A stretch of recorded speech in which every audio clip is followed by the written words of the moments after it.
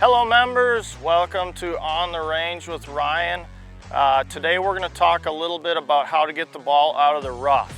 So one of our members pulled me aside today and said he and his friends are having a little bit of trouble getting a good shot, quality shot out of the rough. So I'm going to give you a couple of options. So we're over on number 2 on Lewis and Clark, just off the fairway here. The grass is really healthy here.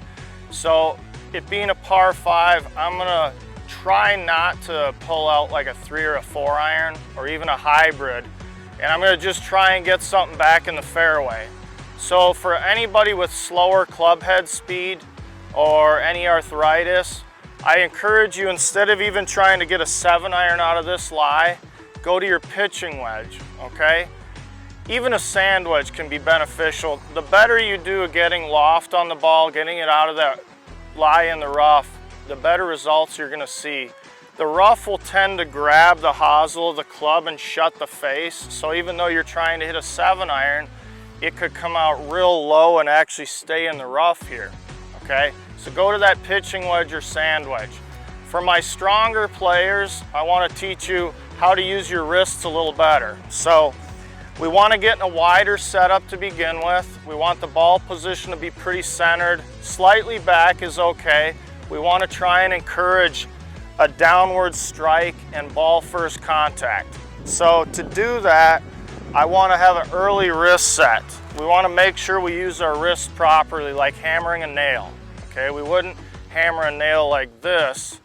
We would hit it more like this. So coming out of the rough, we need to set those wrists and unhinge them with some power and some speed. That's gonna pop the ball up and out of the tough lie in the rough. So try either one of those. If you're a slower swing speed, let's put the 7 iron or hybrid away unless the ball is perched up in a good lie. Let's get out the pitching wedge or even sand wedge. For my stronger players, people with no arthritis, let's use those wrists a little better. Get into a wider stance, set the wrists early, and fire that club down to pop that ball up and out of that poor lie. For any questions, feel free to email me at rmartin@ccsalbans.com. Give me any ideas you'd like to hear me talk about in the future. But hopefully that clears up some good ways to get up and out of the rough. All right, so here, let's see how we do with our pitching wedge. Early wrist set.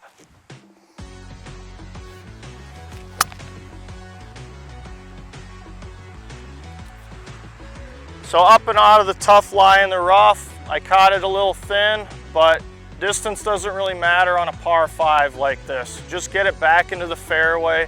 Now we've got a shot to get it onto the green and hopefully make a birdie putt. So hopefully that gives you some options, our members here, to how to manage your game and get out of the rough a little bit easier next time you miss a fairway. For any questions, feel free to email me or pull me aside when you see me. And I look forward to seeing you next time on the range with Ryan.